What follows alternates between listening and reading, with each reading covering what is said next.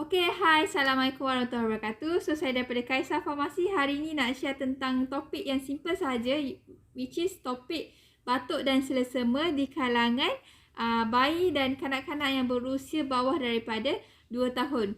So, biasanya batuk dan selesema ni dia adalah mekanisme pertahanan badan yang normal yang untuk mengeluarkan kahak yang berlebihan lah dalam badan.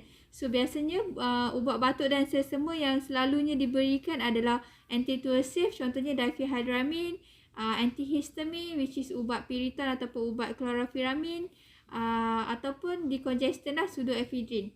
So bila berlakunya batuk dan selesema dalam kalangan anak-anak, so tentulah ibu bapa akan merasa risau kerana anak mereka mungkin akan kurang aktif lah daripada kebiasaannya. So menurut FDA ataupun Food and Drug Administration, ubat batuk dan selesema tidak harus diberikan kepada kanak-kanak yang berumur bawah daripada 2 tahun kerana ia boleh membawa kesan yang memudaratkan.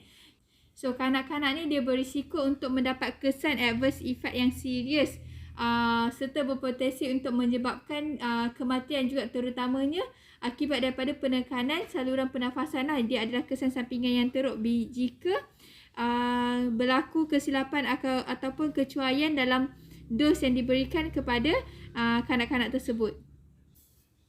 So antara kesan sampingan ataupun adverse yang biasa ditemui jika tersilap dos bagi ubat selesema ataupun ubat batuk di kalangan kanak-kanak yang berumur bawah 2 tahun ni, antaranya adalah masalah sistem pernafasan, budak menjadi terlalu mengantuk, mungkin boleh mendapat sawan, peningkatan kadar degupan jantung dan sebagainya. So, selain itu terdapat juga kombinasi ubat lain yang terkandung dalam ubat selesema dan ubat batuk seperti pseudoephedrine. So bahan ni biasanya kalau ambil kita dos yang berlebihan, dia boleh menyebabkan tekanan darah tinggi, dia meningkatkan tekanan darah sedikit, sakit kepala, kekeliruan atau masalah jantung yang lain lah. So kesan-kesan sampingan ni sangat berbahaya dan boleh memudaratkan kanak-kanak.